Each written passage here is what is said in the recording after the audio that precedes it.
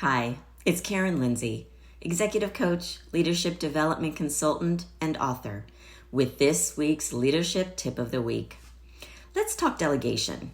Delegation is a whole lot more than just sharing in the workload, and it requires more than just asking someone to do something.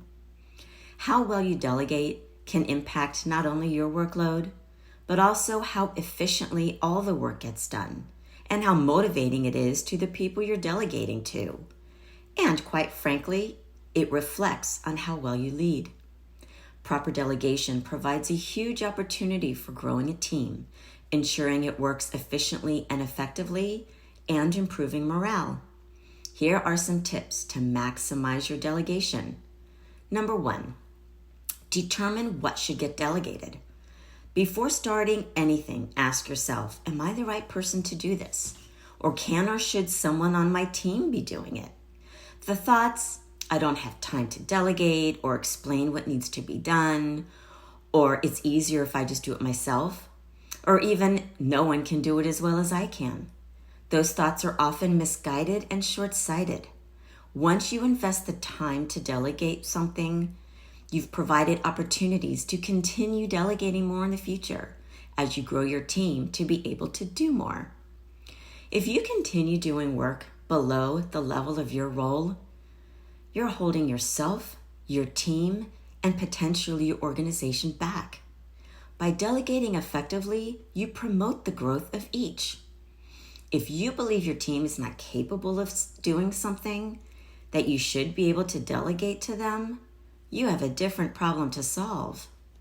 Number 2, don't make assumptions about whether or not members of your team have the time to do what you need or want them to do. Ask them. It's not fair to make that assumption for them, and I doubt you would want someone doing that for you.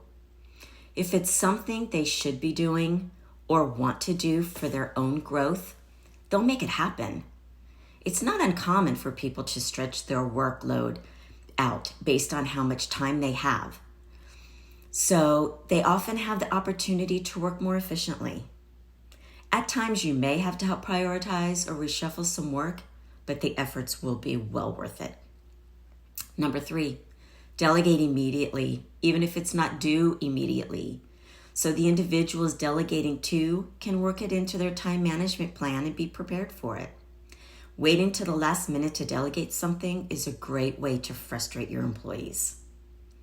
Number 4, provide the background, including the purpose, audience, and expected outcome. This will allow them to make assumptions on how to complete it without asking more questions later. For example, if you're asking for information, do you just need a quick answer or a full PowerPoint? Make sure the expectations are crystal clear and ask open-ended questions to confirm understanding, like, what questions do you have? What are you unsure about? Number 5, before providing a deadline, ask the person that you're delegating to when they can expect to have it completed.